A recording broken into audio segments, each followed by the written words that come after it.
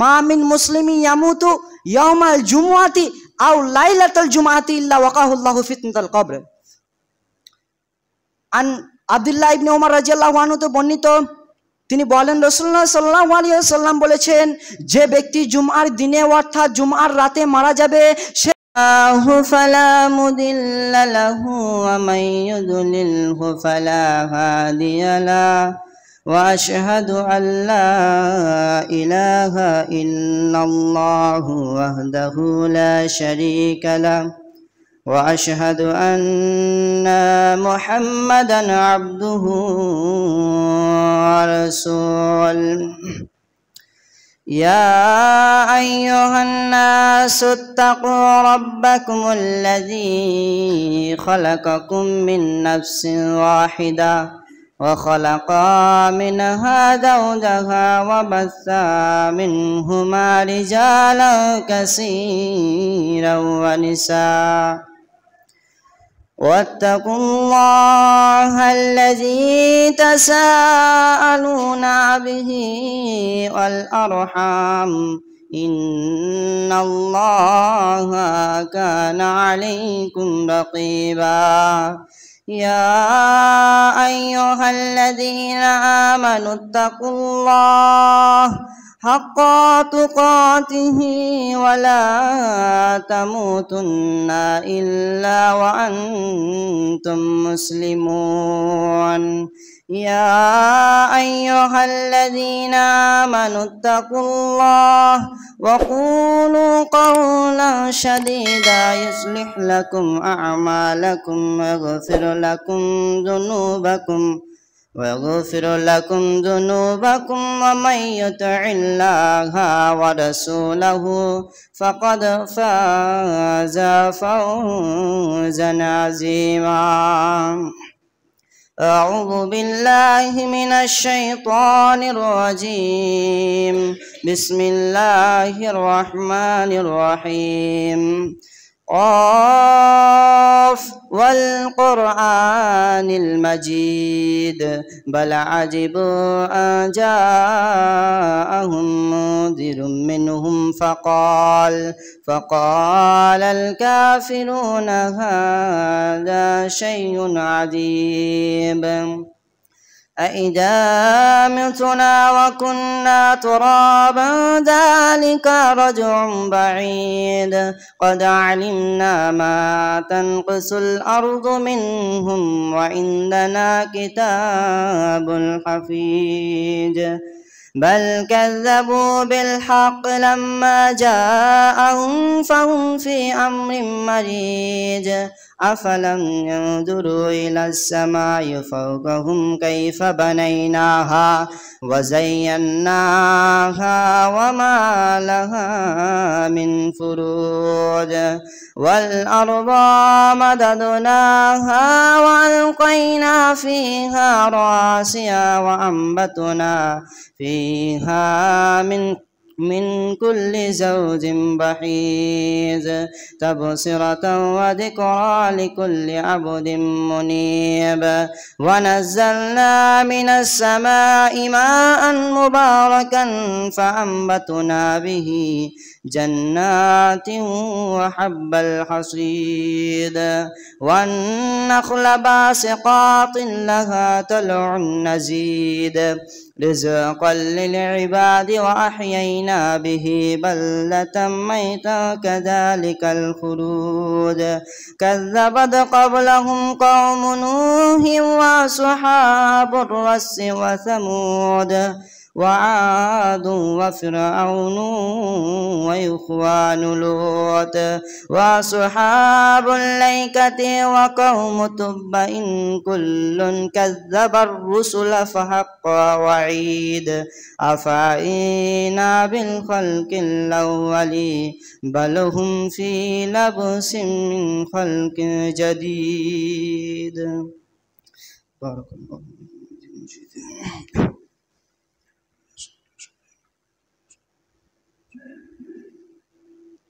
إن الحمد لله نحمده ونستعينه ونستغفره ونعوذ بالله من شرور أنفسنا ومن سيئات أعمالنا من يهده الله فلا مضل له ومن يضلله فلا هادي له وأشهد أن لا إله إلا الله وحده لا شريك له وأشهد أن محمدا عبده ورسوله أرسله بالحق بشيرا ونذيرا وداعيا إلى الله بإذنه وسراجا منيرا فإن خير الحديث كتاب الله وخير الحديث حديث محمد صلى الله عليه وسلم وشر الأمور محدثاتها وكل أمور محدثة بدعة وكل بدعة ضلالة وكل ضلالة في النار أعوذ بالله من الشيطان الرجيم بسم الله الرحمن الرحيم ولو ترى إذ الظالمون في غمرة الموت والملائكة بسيطوا أيديهم أخرجوا أنفسكم اليوم تجزون عذاب الهون بما كنتم تقولون على الله غير الحق وكنتم عن آياته تستكبرون. الآية. عن عبد الله بن عمر رضي الله عنه قال قال رسول الله صلى الله عليه وسلم ما من مسلم يموت يوم الجمعة أو ليلة الجمعة إلا وقاه الله فتنة القبر. শ্রদ্ধেয় সম্মানীয় উপস্থিতি, দিনী ভাই সকল ও পর্দার আড়ালে মা ও বোনেরা,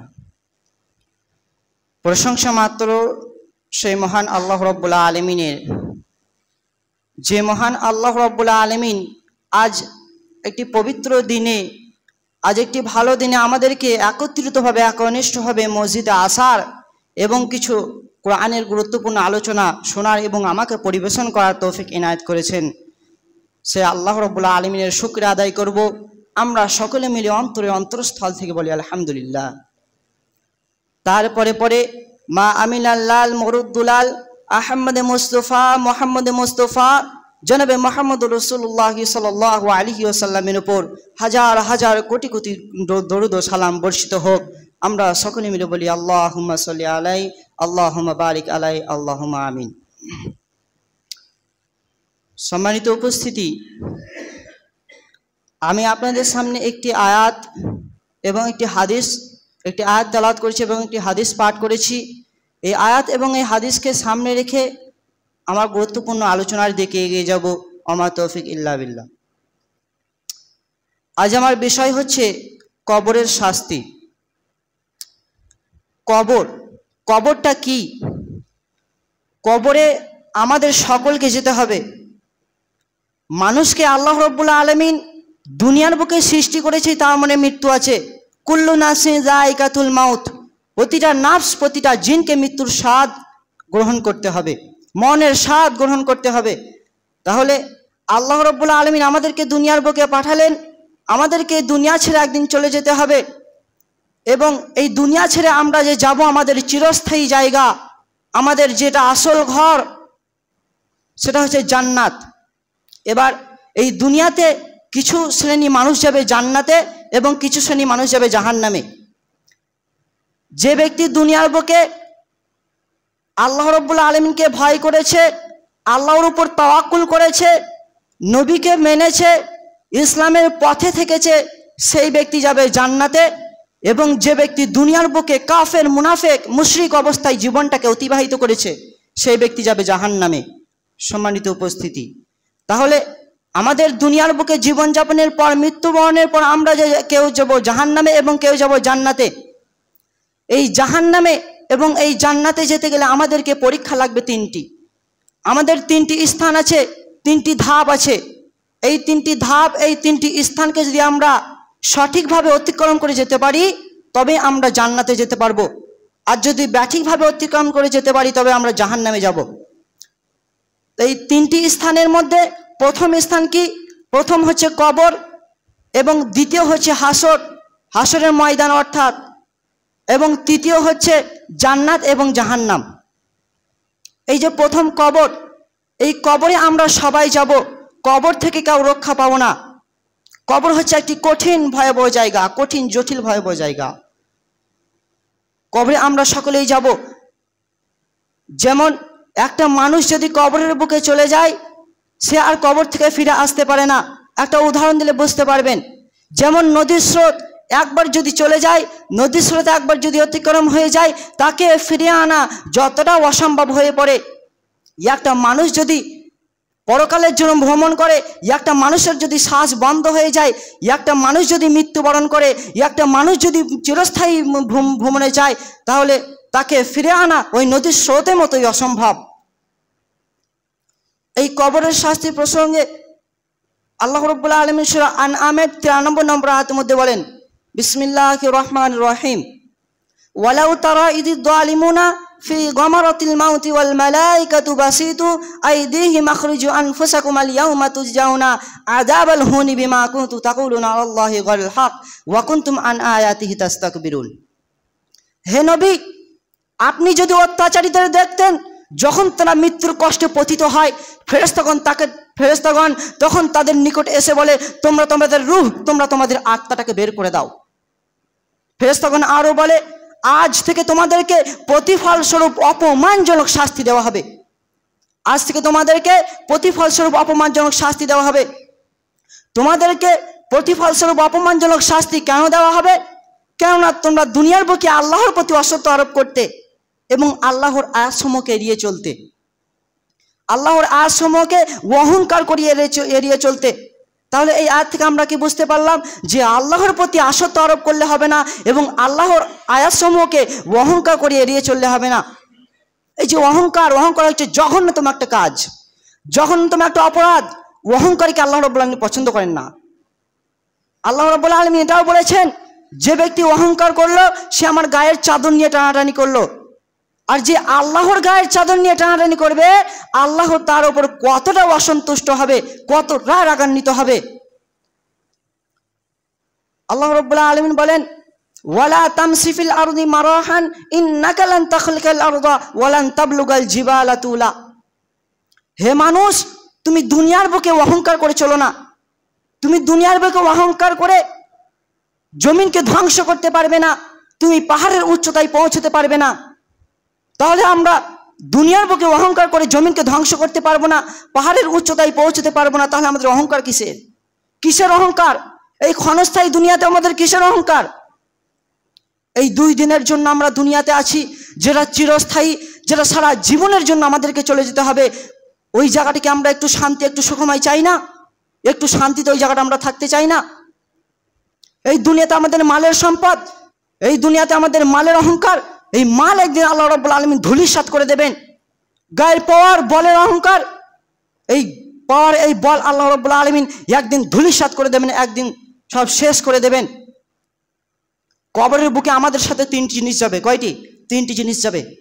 1 নম্বর হচ্ছে মাল সম্পদ, 2 নম্বর হচ্ছে পরিবার এবং 3 নম্বর হচ্ছে আমল। এই 3টি জিনিস যাবে এবং ওই 3টি জিনিসের থেকে 2টো জিনিস ঘুরে আসবে এবং একটা তোমার কাজে লাগবে। 2টো কি কি? একটা হচ্ছে মাল সম্পদ ঘুরে আসবে এবং 2 নম্বর হচ্ছে আত্মীয় স্বজন, এরা ঘুরে চলে আসবে। আর আমল যেটা, ওই আমলটা আপনার পরকালে কাজে লাগবে, আমলটা আপনার কবরের বুকে কাজে লাগবে, আমলটা আপনার হাসরের ময়দানে কাজে লাগবে, আমলটা আপনার জান্নাত জাহান্নামে কাজে লাগবে। আর এই মাল, এই পরিবার সব ঘুরে চলে আসবে। তাহলে আমাদের অহংকার কিসের? অহংকার করে আমরা কিছুই করতে পারবো না। অহংকার করে যদি করতে পারতো, ইবলিসের কি কম জ্ঞান ছিল? ইবলিসের কি কম জ্ঞান ছিল নাকি? ইবলিসের মতো আমরা জ্ঞানী না, ইবলিসের মতো আমরা জ্ঞানী নয়। আদমকে যখন সেই সেজদা করতে বলা হলো ইবলিসকে, সবাই সেজদা করলো, কিন্তু ইবলিস আদমকে সেজদা করলো না। ইবলিসকে আল্লাহ রাব্বুল আলামিন পথভ্রষ্ট করে দিলেন, শয়তানদের লিডার বানিয়ে দিলেন, লিডার। তাহলে ইবলিসের এত জ্ঞান ছিল, তাও ইবলিসকে আল্লাহ রাব্বুল আলামিন পছন্দ করেননি, শুধু একটা কারণে, সেটা হচ্ছে অহংকার করার কারণে। সম্মানিত উপস্থিতি, আমরা অহংকার করে দুনিয়ার বুকে চলবো না, অহংকার থেকে আমাদেরকে বিরত থাকতে হবে। এই দুনিয়া ছেড়ে আমরা একদিন চলে যাব, কবরে চলে যাব। ওই কবরে যাতে আমরা সঠিকভাবে কবরের প্রশ্নের উত্তর দিতে পারি, তাই আমরা কবরের জন্য কিছু সঞ্চয় করব। কবরে 3টি প্রশ্ন করা হবে, কবরে 3টি প্রশ্ন করা হবে। 1 নম্বর, মান রব্বুকা, মান দীনুকা, মান নবিয়ুকা। এই 3টি প্রশ্ন করা হবে। আপনারা যখন আপনার পাড়া প্রতিবেশী, আপনারা যখন একটা মানুষকে কবরের বুকে যখন রেখে চলে আসেন, একটা মানুষকে যখন কবরের বুকে শুইয়ে দিয়ে চলে আসেন, তখন তার নিকটে 2জন ফেরেশতা আসে। ওই 2জন ফেরেশতার নাম হচ্ছে, একজন হচ্ছে মুনকার এবং একজন নাকির। এই 2জন ফেরেশতা আসে এবং সেই ব্যক্তিকে উঠিয়ে বসান, এবং সেই ব্যক্তির আল্লাহ রাব্বুল আলামিনের পক্ষ থেকে তার রূহকে ফিরিয়ে দেওয়া হয় এবং তাকে জীবিত করা হয়। তাকে জিজ্ঞেস করা হয়, 1 নম্বর প্রশ্ন তাকে জিজ্ঞেস করা হয়, মান রব্বুকা, তোমার রবকে। সে যদি মুমিন হয়ে থাকে, সে যদি আল্লাহ ভীরু হয়ে থাকে, তাহলে সে বলবে মান রব্বুকা, সে আমার রব আল্লাহ। এবং তাকে দ্বিতীয় প্রশ্ন করা হবে, মান দীনুকা, তোমার দিন কি, তোমার ধর্ম কি। তখন সে যদি মুমিন হয়ে থাকে, সে যদি মুত্তাকি হয়ে থাকে, তাহলে সে বলবে আমার দিন হচ্ছে ইসলাম, আমার ধর্ম ইসলাম। আর তৃতীয় প্রশ্ন তাকে করা হবে, নবী করিম সাল্লাল্লাহু আলাইহি ওয়াসাল্লামের দিকে ইশারা করে বলা হবে, এই ব্যক্তির সম্পর্কে তুমি কি জানো? এই ব্যক্তির সম্পর্কে তুমি দুনিয়ার বুকে কি ধারণা করতে, কি জানো? তখন সে মুমিন ব্যক্তি বলবে, এই ব্যক্তি হচ্ছে আল্লাহর রসুল ও তার বান্দা। সম্মানিত উপস্থিতি, সঙ্গে সঙ্গে সেই ব্যক্তিকে তার জান্নাতের ঠিকানা, তার জান্নাতের আসল ঠিকানা তাকে দেখিয়ে দেওয়া হবে, এবং সে জান্নাতে সুখের সাথে, সে খুশির সাথে জান্নাতে চলে যাবে। আর যখন কাফের মুশরিক, তার যখন প্রশ্ন হবে, তাকে অনুরূপভাবে একইভাবে ফেরেশতা 2জন আসবে এবং তাকে জিজ্ঞেস করবে, মান রব্বুকা, তোমার রবকে। সে তো দুনিয়ার বুকে নামাজই পড়তো না, সে তো দুনিয়ার বুকে ইসলাম ধর্মকেই চিনত না, তাহলে সে রবকে কিভাবে চিনবে? জীবনে তো মসজিদে নামাজ পড়েই নেই, তাহলে সে রবকে কি করে চিনবে? সে বলবে, হায় হায়, আমি জানি না আমার রবকে। তখন তাকে তৃতীয় প্রশ্ন করা হবে, মান দীনুকা, তোমার দিন কি, তোমার ধর্ম কি। ইসলাম ধর্মেই নামে ছিল, নামাজ রোজা পড়তো না, নামাজ পড়তো না, মাল থাকতে যাকাত দিত না, মাল থাকতে হজ করতো না, তাহলে সে দিনকে কি করে চিনবে? সে ইসলাম ধর্মকে কি করে চিনবে? সে বলবে, হায় হায়, আমি জানি না আমার ইসলাম ধর্ম কি। এবং তাকে তৃতীয় প্রশ্ন করা হবে, নবী করিম সাল্লাল্লাহু আলাইহি ওয়াসাল্লামের দিকে ইশারা করে বলা হবে, এই ব্যক্তির সম্পর্কে তুমি কি জানতে, এই ব্যক্তির সম্পর্কে তুমি কি ধারণা করতে। তখন মুমিন ব্যক্তি, তখন কাফের ব্যক্তি বলবে, এই ব্যক্তির সম্পর্কে আমি জানি না, এই ব্যক্তিকে আমি চিনি না। তখন ওই 2 ফেরেশতা বলবে, তুমি এই ব্যক্তির সম্পর্কে কেন জানার চেষ্টা করোনি? দুনিয়ার বুকে হাদিস কোরআনে কেন জানার চেষ্টা করোনি? কেন বোঝার চেষ্টা করোনি?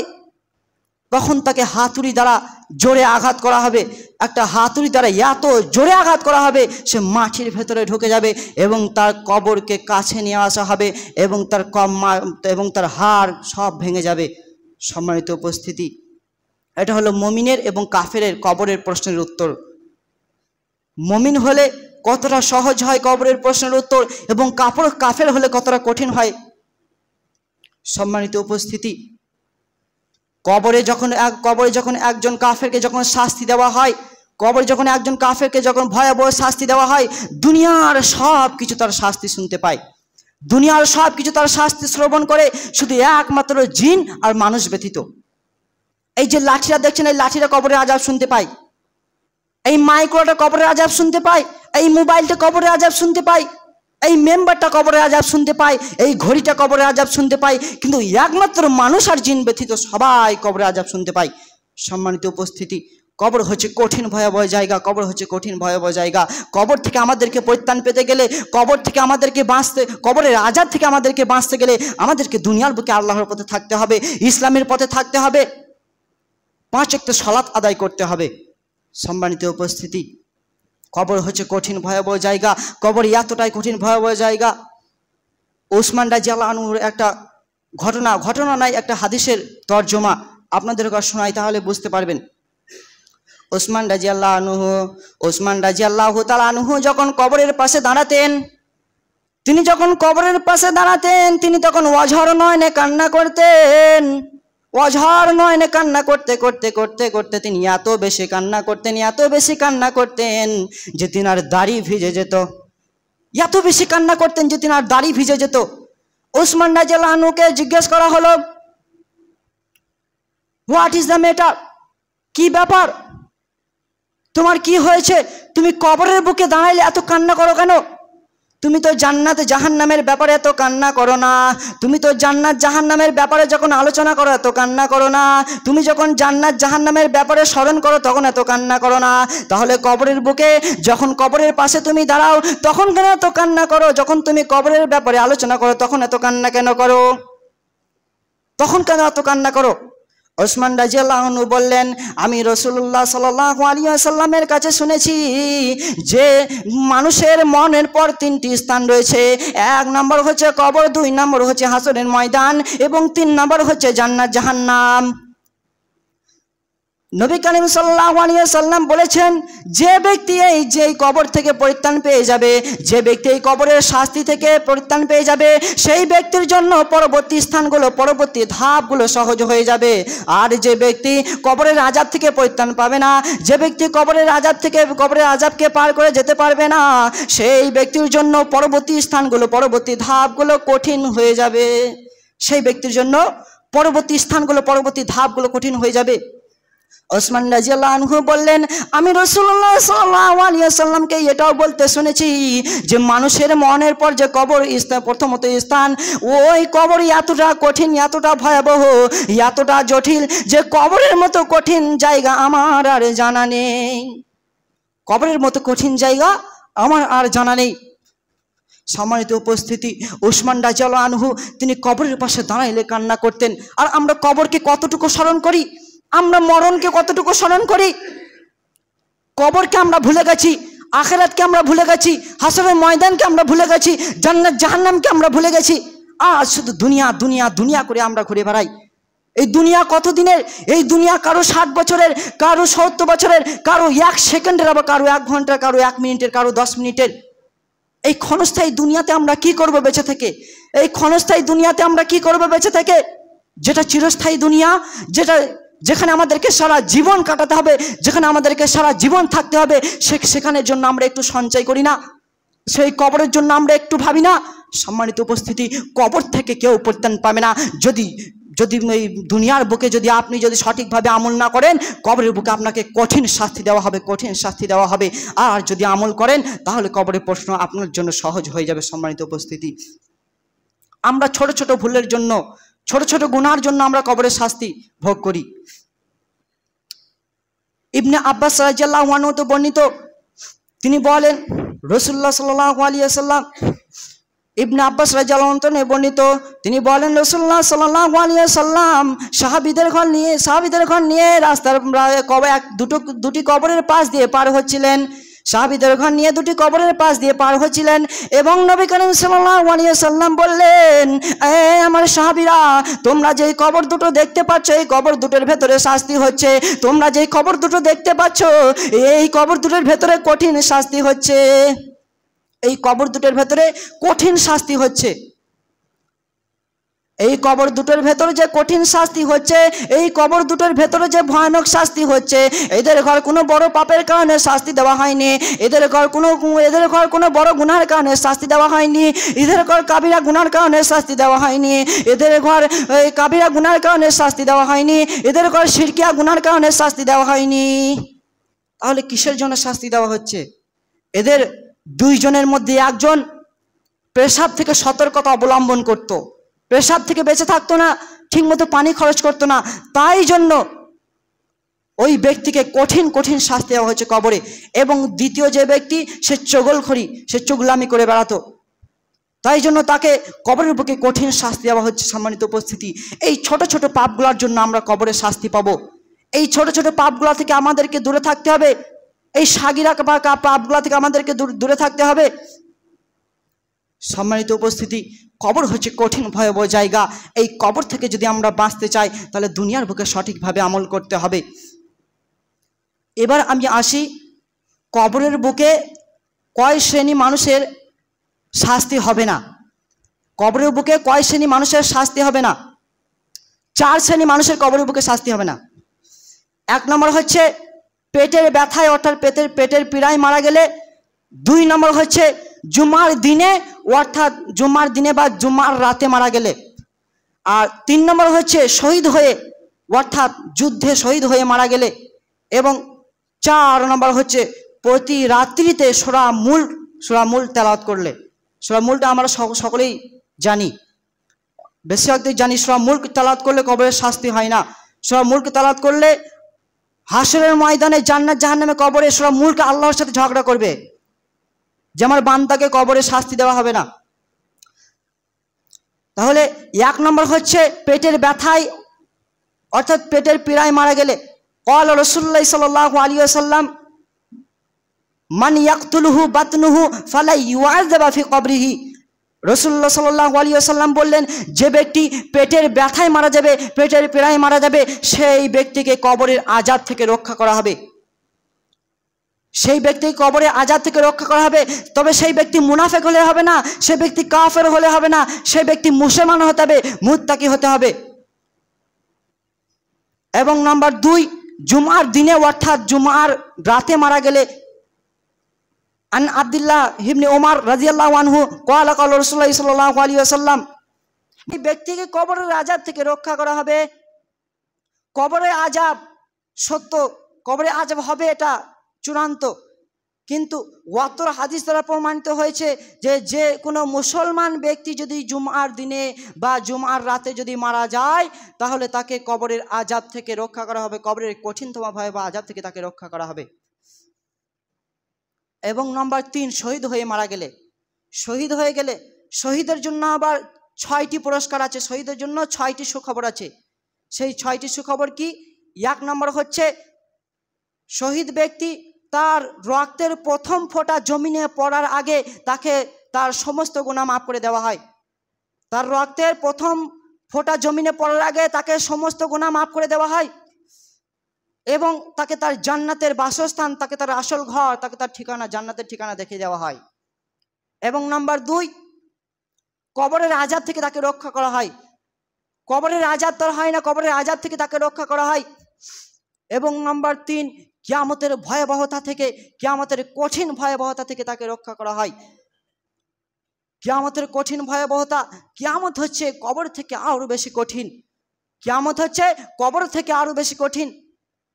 সেই হাসরের ময়দানে যেই দিন কেউ কাউকে চিনবে না, কেউ কাউরি হবে না, বাপ ছেলেকে চিনবে না, মা ছেলেকে চিনবে না, ভাই বোনকে চিনবে না, বোন ভাইকে চিনবে না। যেই দিন মানুষের মাথার উপরে সূর্যকে নামিয়ে দেওয়া হবে সেই দিন হচ্ছে কঠিন ভয়াবহ দিন। অর্থাৎ ওই কঠিন ভয়াবহ দিন থেকে তাকে রক্ষা করা হবে। আর নম্বর 4,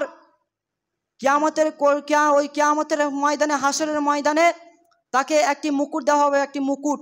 এবং সেই মুকুটটিতে থাকবে একটি ইয়াকুত, সেই মুকুটটিতে থাকবে একটি ইয়াকুত। এবং সেই ইয়াকুতটা এত দামি, এত দামি যে দুনিয়া আসমানের নিচে, জমিনের উপরে যা কিছু আছে সব থেকে দামি। এই দুনিয়াকে যদি একটা দাঁড়িপাল্লায় চাপানো হয় আর এই ইয়াকুতটাকে যদি একটা দাঁড়িপাল্লায় চাপানো হয় তাহলে ইয়াকুতটা বেশি ভারী হবে, ওটা অনেক দামি, অনেক দামি। এবং ওই শহীদ হওয়া ব্যক্তি তাকে ওই ইয়াকুতটা হাসরের ময়দানে অর্থাৎ কিয়ামতের মাঠে তাকে দেওয়া হবে। এবং নাম্বার 5, তাকে বড় বড় 72, তাকে বড় বড় চক্ষু বিশিষ্ট 72 জন হুর দেওয়া হবে। এবং নাম্বার 6 হচ্ছে তার নিকট আত্মীয়র 70 জনের সুপারিশ কবুল করা হবে। তার নিকট আত্মীয়র 70 জনের সুপারিশ কবুল করা হবে। এবার আমি আসি নম্বর 3 হলো, এবং নম্বর 4 হচ্ছে সূরা মুলক প্রতি রাত্রিতে তেলাওয়াত করলে, সূরা মুলক প্রতি রাত্রিতে তেলাওয়াত করলে তাকে কবরের আযাব থেকে মাফ করা হবে। আমরা যখন একটা ব্যক্তিকে যখন কবরের আযাবে শুইয়ে দিয়ে চলে আসি, যখন তার পা দুটোকে নামানো হয়, যখন তার পা দুটোকে নামানো হয়, তখন তার পা দুটো বলে, আমার যতটুকু অঙ্গ নেমেছে এই অঙ্গটাকে শাস্তি দেওয়া তোমাদের কোনো অধিকার নেই, আমার যতটুকু অঙ্গ নেমেছে এই অঙ্গটাকে শাস্তি দেওয়া তোমাদের কোনো অধিকার নেই, তোমাদের কোনো অধিকার নেই। সূরা মুলক বলবে, সূরা মুলক। এবং তখন যখন তার পেটটাকে নামানো হবে, যখন তার পেট পর্যন্ত নামানো হবে, তখন তার পেটটা বলবে, আমার যতটুকু অঙ্গ নেমেছে এই শরীরটাকে তোমাদের শাস্তি দেওয়া কোনো অধিকার নাই, তোমাদের শাস্তি দেওয়া কোনো অধিকার হয়নি। এবং তার যখন গোটা বডিটাকে নামিয়ে দেওয়া হবে, তার মাথা যখন নামিয়ে দেওয়া হবে, তখন তার মাথা বলবে, আমার যতটুকু অঙ্গ নেমেছে এই অঙ্গটাকে শাস্তি দেওয়া তোমাদের কোনো অধিকার নেই, এই অঙ্গটাকে শাস্তি দেওয়া তোমাদের কোনো অধিকার নেই। সূরা মুলক ঝামেলা করবে, সূরা মুলক আপনার হয়ে কবরের বুকে আপনার হয়ে সুপারিশ করবে, হাসরের ময়দানে আপনার হয়ে সুপারিশ করবে, জান্নাত জাহান্নামে আপনার হয়ে সুপারিশ করবে। সম্মানিত উপস্থিতি, এই তিন শ্রেণী মানুষকে আল্লাহ রাব্বুল আলামিন কবরের আযাব থেকে পরিত্রাণ দেবেন, কবরের কঠিন ভয়াবহ আযাব থেকে পরিত্রাণ দেবেন। সম্মানিত উপস্থিতি, কবরের আযাব থেকে আমাদেরকে পরিত্রাণ চাইতে হবে, কেননা কবরের আযাব হচ্ছে কঠিন ভয়াবহ। আমরা এখন দুনিয়ার বুকে আছি বুঝতে পারি না, যে কবরের আযাব কতটা কঠিন, কতটা ভয়াবহ। একবার মৃত্যুবরণ করে দেখেন, তাহলেই বুঝতে পারবেন যে কবরের আযাব কতটা কঠিন, কতটা ভয়াবহ। একবার রাতে আপনি আপনার মাথাটা বালিশে দিয়ে একটু ভাবুন তো দেখি, একটু ভেবে দেখুন যে আমার প্রতিবেশী, আমার আত্মীয় স্বজন আমাকে কোথায় বাঁশতলায়, কোথায় কবরে শুইয়ে দিয়ে এলো, কবরে রেখে চলে এলো, কবরে আমার শাস্তি হচ্ছে, দিলটা একটু কি কাঁপে না? ওয়াজিলাত কুলুবুহুম, দিলটা একটু থরথর করে কাঁপে না? ওই কবরের কঠিন ভয়াবহ আযাবের খবর শুনে একটু কি দিলটা কাঁপে না? সম্মানিত উপস্থিতি, আজ আমরা দুনিয়া করে আমরা জীবনটাকে পার করছি, আজ দুনিয়াতেই আমরা মেতে আছি, কিন্তু আমরা ভুলে গেছি যে এই দুনিয়া ছেড়ে আমাদেরকে একদিন চলে যেতে হবে। এটা আমাদের ক্ষণস্থায়ী দুনিয়া, এই ক্ষণস্থায়ী দুনিয়া থেকে আমাদেরকে চিরস্থায়ী দুনিয়াতে চলে যেতে হবে। সম্মানিত উপস্থিতি, আমি আর আমার খুতবা বাড়াবো না, এখান থেকে আমি শেষ করব।